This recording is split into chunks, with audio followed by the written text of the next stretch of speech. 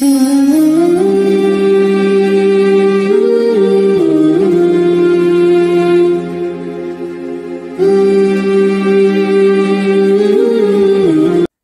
ونصلی علی رسولہ الکریم اما بعد فاعوذ باللہ من الشیطان الرجیم بسم اللہ الرحمن الرحیم فقد قال اللہ تبارک وتعالی فی کلامہ المجید والفرقان الحمید الف لام میم ذلک الکتاب لا ریب فیہ ھدی للمتقین الذین یؤمنون بالغیب ویقیمون الصلاة ومما رزقناہم ینفقون وقال ان المنافقین فی الدرک الاسفل من النار صدق اللہ العظیم۔ محترم سامعین کرام، الحمدللہ ماہ مبارک رمضان المبارک چل رہا ہے۔ اللہ تعالی ہمیں اس کی برکات نصیب فرمائے، ہمیں ہدایت نصیب فرمائے۔ آج آپ کے سامنے حاضری کا ایک خاص مقصد ہے، وہ یہ کہ گزشتہ ایک آدھ دن سے مولانا طارق جمیل صاحب کی ویڈیو، جو کہ ایک پوڈ کاسٹر یا کہیں کہ جرنلسٹ ہیں ارشاد بھٹی، ان کے یوٹیوب چینل پر آئی، پھر مولانا طارق جمیل صاحب کے خود کے یوٹیوب چینل پر آئی۔ اس کا چھوٹا سا کلپ، مولانا طارق جمیل صاحب کو سوال پوچھا گیا کہ فضائل اعمال میں حضرت مولانا شیخ زکریا علیہ الرحمہ نے ایک کیا کارنامہ یا کہیں کہ کہانیاں گھڑی ہیں، ایسا ان کا سوال تھا۔ تو اس پر مولانا طارق جمیل صاحب نے خاص واضح طور پر جواب نہیں دیا، بلکہ ان کو چند نصیحتیں کی، اور اس کے بعد مولانا طارق جمیل صاحب نے ان کے سوال کے جواب میں بس کہہ دیا کہ قرآن پاک کے علاوہ کوئی بھی اور دیگر کتاب ایسی نہیں ہے جو خطا سے پاک ہو، جس کے اندر کوئی غلطی نہ ہو سکتا ہے اس میں بھی غلط لکھا ہوا ہو، اور بات آگے چل گئی۔ پھر کچھ لوگ مولانا طارق جمیل صاحب کے متعلق یہ گمان کرنے لگ گئے یا یہ کہنا شروع کر دیا کہ مولانا طارق جمیل صاحب کو ان کے جوابات دینے چاہیے تھے، دفاع کرنا چاہیے تھا۔ تو میرا یہ ماننا ہے کہ مولانا طارق جمیل صاحب ایسی شخصیت نہیں ہے کہ جو اس قسم کے بحث و مباحثہ میں پڑیں یا وہ مناظرے کے طرز پر جواب دیں۔ تو بہرحال مولانا طارق جمیل صاحب بغیر ان کے علاوہ علماء نے اس کے جوابات دیے ہیں، اور جب سے یہ کتاب لکھی گئی ہے تب سے غیر مقلد ٹولہ جو ہے، انہوں نے اس کے اوپر الزام دھرنے شروع کر دیے تھے، اس کے اوپر اشکالات و اعتراضات کی بارشیں کر دی تھی۔ تو یہ کوئی نئی بات نہیں ہے، کافی عرصے سے فضائل اعمال کے اوپر اعتراضات ہوتے آ رہے ہیں اور آئندہ بھی ہوں گے، اور اس کے اندر جو خاص اعتراض ہے وہ یہی ہے کہ اس کے اندر جو واقعات لکھے ہوئے ہیں تو وہ کیسے ممکن ہو سکتا ہے۔ تو میں آپ کو عرض کر دوں، اس کا سیدھا سا جواب ہے کہ یہ لوگ منافق ہیں، جن کے متعلق اللہ تعالیٰ قرآن مقدس میں فرماتے ہیں ان کے دلوں میں ایمان نہیں ہے، ان کی زبانوں پر ایمان ہے۔ آپ دیکھیں کہ ان کے جو بھی اعتراضات ہیں وہ اسی قسم کے ہیں جو بالکل ایک مومن مسلمان کے شایع نشان نہیں ہے۔ یہ تو نبی علیہ الصلوۃ والسلام کی شان میں بھی کنایتاً گستاخی کرتے ہیں، یہ بول کر کے نبی علیہ الصلوۃ والسلام کے متعلق جو چیزیں کتب حدیث میں لکھی ہوئی ہیں ان کے متعلق بھی ان کے اعتراضات ہیں کہ کیسے پاسبلٹی ہے کہ نبی علیہ الصلوۃ والسلام کو یہ معجزات حاصل ہوئے ہوں۔ یہ تو آج کی نہیں ہے، یہ منافق لوگ ہیں۔ اب میں آپ کو عرض کر دوں، اللہ تعالیٰ نے قرآن مقدس کے پہلے ہی پارے میں سورہ بقرہ کے شروع میں فرمایا کہ یہ قرآن ایسی ہے کہ اس میں کوئی شک نہیں ہے، اس میں کوئی بھی شک نہیں کر سکتا، یہ بلا تردد حق ہے، سچ ہے۔ کس کے لیے یہ ہدایت ہے؟ متقین کے لیے۔ اور متقین کون لوگ ہیں؟ کہ وہ لوگ جو ایمان لائے غیب پر۔ کہ غیب پر ایمان لانے سے مراد کیا ہے؟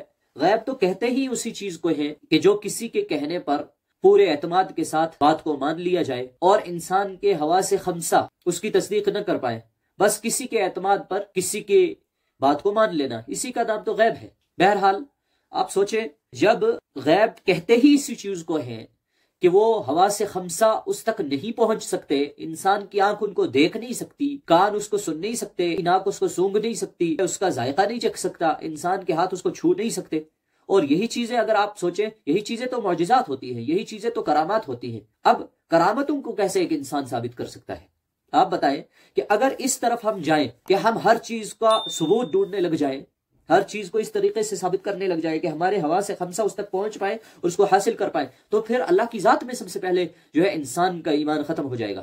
کہ اللہ کی ذات کے متعلق انسان یہ کہے گا کہ چلو جی آج ہم نہیں دیکھ پا رہے اللہ کو، ہم نہیں اللہ تعالیٰ کو سن پا رہے، اتنے کروڑوں سالوں سے یہ دنیا بنی ہوئی ہے، کوئی ایک تو یہ کہہ سکتا کہ میں نے اللہ کو دیکھا ہے، تو پھر کیا یہ اللہ کو ماننا چھوڑ دے؟ ہم تک پورا دین غیب کے ذریعے سے پہنچا ہے۔ کیا آپ دیکھیں کہ ہم نے صحابہ کو نہیں دیکھا، ہم نے تابعین کو نہیں دیکھا، ہم نے ائمہ کرام کو، محدثین کو نہیں دیکھا، تو پھر انسان اس کے اوپر بھی اشکالات کرنا شروع کر دے کہ بھئی ہم نے دیکھا نہیں ہے، ہمیں تو ثبوت نہیں مل رہا ہے، یہ چیزیں کیسے ہو سکتی ہیں؟ میں آپ کو بتا دوں 90% دین اگر میں غلط نہ ہوں تو وہ غیب ہی کے طور پر ہے، جن کا ثبوت ہی ہمارے پاس نہیں ہے۔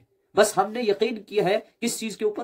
کہ ہمیں معلوم ہے کہ اللہ کے نبی صلی اللہ علیہ وسلم نے جو فرمایا وہ صحیح ہے، اور اللہ کے نبی صلی اللہ علیہ وسلم نے یہ فرمایا ہے کہ میرے بعد ایک جماعت ہے جو حق پر ہے، جو سچے ہیں، جن کے اوپر اعتماد کیا جا سکتا ہے، اور ان صحابہ کے بعد جو تابعین ہیں ان کے متعلق بھی نبی علیہ الصلوۃ والسلام کے ارشادات ہیں کہ ان کے اوپر بھی تمہارا یقین ہونا چاہیے۔ اور نبی علیہ الصلوۃ والسلام کا ارشاد ہے یقیناً کہ یہ قیامت تک یہ دین آگے چلتا رہے گا، اور جس دن یہ دین ختم ہوا دنیا ختم ہو گئی۔ بیچ میں اعتراضات کرنے والے آتے رہیں گے، منافق آتے رہیں گے۔ نبی علیہ الصلوۃ والسلام کے دور میں منافقین رہے، وہ بھی تو یہ کہتے تھے کہ ہمیں ثابت کر کے دکھاؤ کیسے ہے، یہ کیسے ہو سکتا ہے کہ تمہارے اوپر وحی آ رہی ہے۔ وہ نہیں مانتے تھے، اسلام کا کلمہ تو پڑھ لیا مگر ایمان نہیں لائے۔ اسی کو اللہ تعالیٰ نے قرآن پاک میں فرمایا ہے قالت الاعراب آمنا قل لم تؤمنوا ولكن قولوا اسلمنا ولما يدخل الايمان في قلوبكم۔ یہ جو دیہاتی آپ کو کہتے ہیں کہ ہم مومن ہو گئے، آپ ان سے کہہ دیجئے کہ آپ مومن نہیں ہوئے بلکہ آپ مسلمان ہوئے ہیں، ابھی تک ان کے دلوں میں ایمان داخل نہیں ہوا۔ تو بہرحال یہ کس کے لیے تھا؟ یہ صرف ان لوگوں کے لیے نہیں تھی جو قرآن مقدس کے مخاطب اول تھے، بلکہ قیامت تک آنے والا انسان جو ہوگا یہ اس کے لیے ہے، اور اس کے اندر جو بھی لکھا ہوا ہے اس کے اندر سب کے لیے مسواق ہے، تعلیمات سب کے لیے عام ہے۔ تو یقیناً یہ انہی لوگوں کے لیے کہا گیا تھا جو ظاہری طور پر مسلمان تو ہو جاتے ہیں مگر ان کے قلب میں یقین نہیں، اعتماد نہیں آتا، زبان سے کہہ دیتے ہیں بس۔ اور سورہ بقرہ کو جہاں شروع کیا یہ ایمان مجمل کا بیان تھا، اور سورہ بقرہ کے اخیر میں اللہ تعالیٰ نے واضح کر دیا کہ ایمان مفصل کچھ اور ہے۔ تو بہرحال ہم لوگ یہ جو امید کر رہے ہیں کہ ہم ان کو جواب دیں گے اور ایمان لیں گے، ایسا نہیں ہو سکتا، مگر کم سے کم ہم نے کوشش کرنی ہے کہ ہم اپنے دین کو، اپنے ایمان کو بچا کر رکھیں، اپنے ایمان کو بنا کر رکھیں، اپنے ایمان کو بنانے کی محنت کریں کہ ہمارا اپنا ایمان کہیں ضائع نہ ہو جائے۔ یہ لوگ تو ہمیشہ اعتراض کرتے رہیں گے ہمارے علماء پر، ہمارے اکابرین پر، ہمارے ائمہ کرام پر، ائمہ مجتہدین پر، یہاں تک کہ تابعین اور صحابہ پر، یہ کبھی نہیں مانیں گے۔ تو بہرحال ہمیں چاہیے کہ ان کے ساتھ زیادہ الجھنے سے بہتر ہے اپنی نوجوان نسل کو کسی نہ کسی طریقے سے دین کے ساتھ جوڑیں۔ آج ایک ماحول چل گیا ہے جس طبقے کے ساتھ انسان کی تھوڑی سی رنجشیں ہو جاتی ہیں، تھوڑی سی کچھ اختلافات ہو جاتے ہیں، ہم سرے سے ان کے متعلق باتیں بیان کرنا شروع کر دیتے ہیں۔ کہ تبلیغی اختلاف کو دیکھیں کہ کس طریقے سے اس اختلاف کی بنا پر آج ہمارے علماء، یہ تو منافقین ہیں، یہ تو غیر مقلدین ہیں، ہمارے علماء آج جو ہے تبلیغ سے مخالف ہو کر، اس کی مخالفت کر کے یہ کہتے ہیں کہ یہ فضائل اعمال صحیح نہیں ہے، یہ منتخب صحیح نہیں ہے۔ ایک دھڑا کہہ رہا ہے کہ فضائل اعمال درست نہیں، دوسرا دھڑا کہہ رہا ہے منتخب حدیثیں درست نہیں ہیں۔ اگر درست نہیں ہے تو آپ کریں محنت، آپ گھر میں صرف باتیں کرنے کے لیے بیٹھے ہوئے ہیں، آپ شان پٹک کریں، آپ دیکھیں جہاں آپ کو لگتا ہے کہ یہاں غلط ہے وہاں آپ صحیح کریں۔ معروف اور معتبر کتابوں کی شان پٹک ہو سکتی ہے، ان کے اندر جو ہے تصحیحیں ہو سکتی ہے، تو کیا یہ فضائل اعمال اور منتخب نہیں ہو سکتی؟ آپ محنت کریں، اس کا ایسا تیار کر لیں جس کے اندر یہ جو چیزیں، یہ جو روایتیں ہیں، جو اعتراضات و اشکالات کے مرکز ہیں، ان کی تفصیلات کو ذکر کریں۔ مگر نہیں، ہم لوگ خود کسی قابل تو ہے نہیں، نہ بننے کی کوشش کر رہے، اگر کوئی بننے کی کوشش کرے تو اس کو حوصلہ نہیں دیتے۔ آپ مولانا طارق جمیل صاحب سے بحث و مباحثے کی امید رکھ کے ان کو غلط بول رہے ہیں، ان کے اوپر آپ بدزن ہو رہے ہیں، یہ بالکل صحیح ہے۔ یہ میں اس بات کو کہنے سے کتراؤں گا نہیں کہ یہ ہمارے علماء کی چند خطائیں اور غلطیاں ہیں جس کی وجہ سے ان جیسے خبیث لوگوں کو بولنے کا، بکواس کرنے کا موقع ملتا ہے، جو ڈائریکٹ دین کے اوپر انگلی اٹھانے والے۔ ان کو کون موقع دیتا ہے؟ ہم لوگ، کہ ہم آپسی اختلافات میں ایک دوسرے کو اس قدر گرا دیتے ہیں کہ واپس وہی ہوتا ہے کہ ایک انسان جب اپنے بھائی کو غلط کہے کہ میرا بھائی غلط ہے، میرا بھائی غلط ہے، تو آپ کیا امید کر رہے ہیں کہ جس شخص کو آپ یہ کہہ رہے ہیں کہ میرا بھائی غلط ہے وہ آپ کو صحیح سمجھے گا؟ موقع ملتے ہی آپ کے ساتھ بھی وہی حشر کرے گا جو اس کے ساتھ وہ کرنے کی کوشش کر رہا ہے، اور آپ ساتھ میں ہیں اس کے۔ تو مہربانی کریں، اختلافات کو مزید آگ نہ دے۔ یہ مخالفین لوگ ہیں، یہ ان لوگوں کا سامنا کرنے کے لیے اپنی قوم کو تیار کریں۔ ہم صرف روایتی باتیں کرنے کے لیے نہیں ہم نے دین سیکھا ہے، ہم نے دین کے اندر اپنا کوئی کردار نمایاں کرنا ہے، ہمارا بھی کوئی کردار ہونا چاہیے، ہم نے بھی کچھ محنت کرنی ہے۔